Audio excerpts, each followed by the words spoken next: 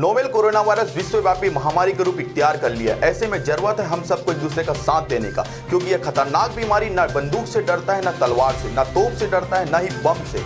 ये डरता है तो सिर्फ अकेलेपन से, और इसकी ताकत भीड़ भाड़ में और भी ज्यादा बढ़ जाती है। इसलिए आप सबसे अपील है, कृपया घरों में रहे और घर में रहकर जाबाज सैनिक की तरह इस खतरनाक बीमारी को लड़ने में शासन प्रशासन की मदद करें। धन्यवाद।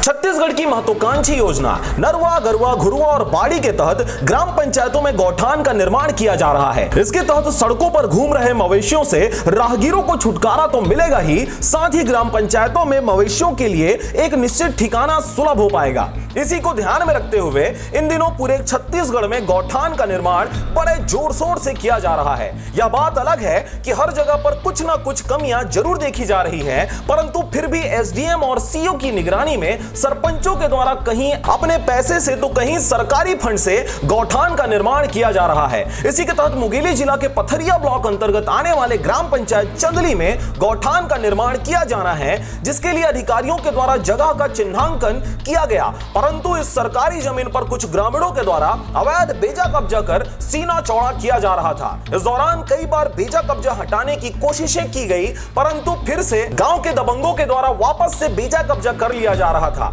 जिसको देखते हुए पथरिया एसडीएम ब्रिजेश कुमार क्षत्री और सीओ कुमार सिंह लहरे के द्वारा बीते दिनों ताबड़तोड़ कार्रवाई करते बेजा कब्जाधारियों को चिन्हांकित गौठान से बाहर कर दिया गया और गौठान में पड़े मलबे को त्वरित रूप से बाहर किए जाने का आदेश जारी किया गया। यहाँ पे 4 व्यक्ति द्वारा अतिक्रमण किया गया था घर और बाड़ी बना के, तो उन बाड़ियों को आज हटवाया गया है और काम हमारा कंटिन्यू चल रहा है इसमें।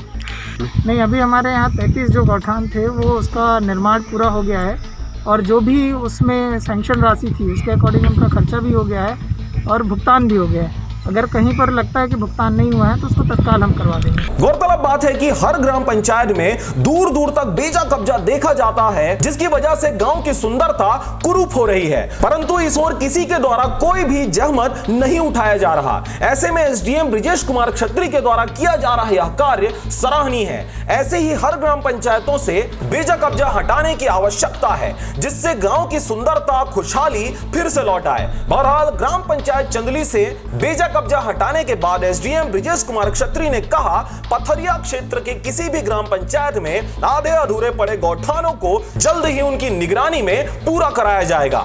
नहीं, इसको हम एक आदर्श गौठान बनाने की कोशिश करेंगे। पथरिया से राजकुमार बघेल के साथ नारायण बंजारे की रिपोर्ट, आरजे रमझाझर।